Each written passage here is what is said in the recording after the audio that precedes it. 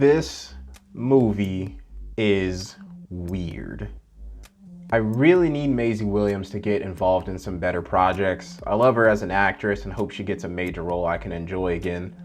Hulu got me on this one. The trailer looked kind of odd, but I was like, this has to be solid. It's a horror thriller movie. 'Tis not.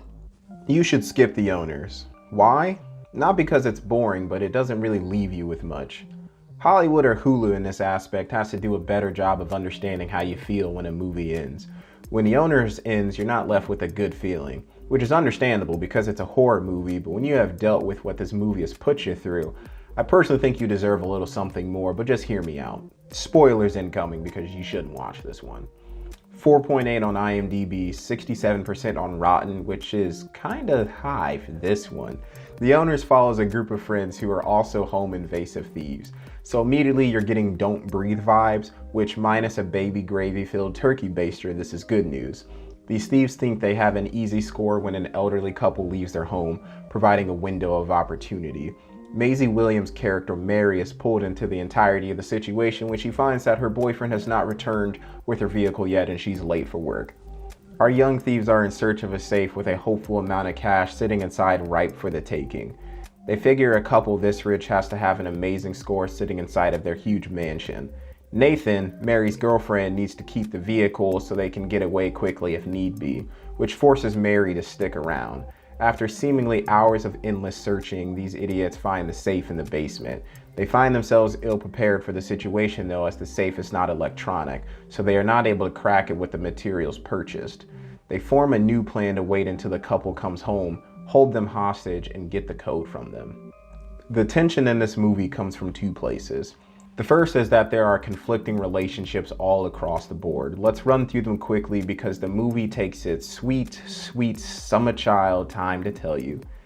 Gaz is just a bad guy hell-bent on opening the safe by any means, including stabbing Nathan and cutting off the fingers of an elderly woman and berating Terry constantly. Nathan is a half-idiot, half-simp who is attempting to make this a legal score for Mary because it's all for you, baby, and this is the last bad thing that I do so we can live happily ever after. After finding out that she's pregnant, Nathan quickly finds that he is not willing to go to extreme lengths that Gaz is for the money, which creates a confrontation between the two, resulting in him being stabbed. Terry is a pretty interesting character. Without actually specifying, it seems that Terry has some sort of developmental disorder that causes the others, Mary included, to ridicule him. Terry was also dating Mary's sister Jane at some point in time, and Jane disappeared a long time ago. Mary resents Terry for this, and Terry is also attracted to Mary because the sisters look alike. Terry is important to the heist as his mother works for the couple, and he's able to case the home before they break in. Mary, clearly late for work or whatever she needed to do with the vehicle, is waiting on her toxic boyfriend Nathan, resents Terry, and dislikes Gaz because who likes Gaz in this movie? Richard Huggins is aware of who Terry is because his mother works for him. He seems to know most of the group as they either have been patients or parents have been patients previously. Ellen Huggins seems to be suffering from some sort of cognitive impairment and seems to recognize who Mary is, which is important for the end of the film. The second place the tension comes from is from the couple being our antagonists. Things go south very quickly when Gaz has the idea to torture the couple to get information to open the safe. Nathan is struggling to commit violent acts himself as he is not an entirely garbage human being, resulting in him being stabbed by Gaz. Gaz, on the other hand, is an absolutely garbage human being and nearly cuts off Ellen's finger to get the safe combination. Terry is literally paralyzed with fear and can do nothing. Mary manages to sneak up on Gaz and hit him with a sledgehammer in the head, killing him. This, and only this, is the most satisfying aspect of this movie. Everything else beyond this is an extremely trippy ride of a thriller where you can't wait for the end. Not because you're excited to see the twist, but because you just want this to stop in the worst way possible. But you've already invested the time, so you might as well see it through the end. After murdering Gaz, Mary makes the worst decision possible. Instead of having Terry carry Nathan outside the house into the car to drive him to the hospital because there is no way that the police aren't going to find out about the entirety of this incident, she listens to Richard Huggins, who is a doctor, to take Nathan upstairs so he can operate on him and save his life. Richard seemingly does this and says that he will call for an ambulance immediately. Mary makes another bad decision and trusts the couple entirely.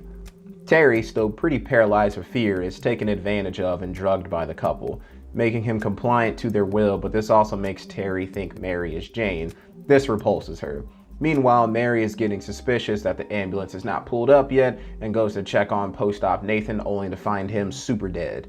Mary, now on high alert when she should have been on high alert when she murdered a guy in self-defense, senses that she needs to GTFO this mansion because these boomers are probably trying to kill her. Not being completely soulless though, and likely using him as a physical advantage against the couple anyway, Mary attempts to flee with Terry. What I can only describe as a bizarre set of physical assault skirmishes occur between Mary and the couple as she's attempting to flee the home.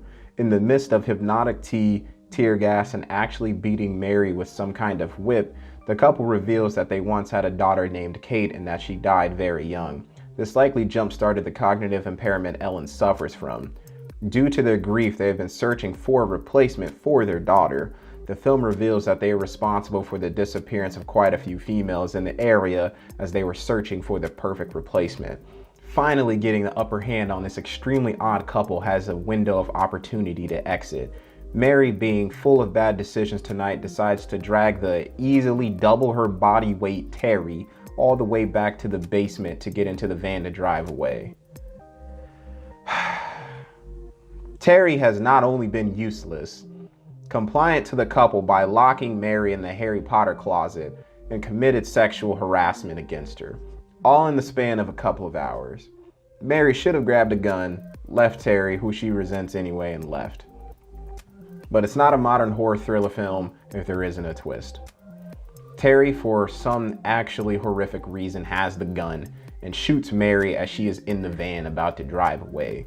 Why does Terry do this? Because the couple promised him something Mary couldn't give, the prize that's inside the safe.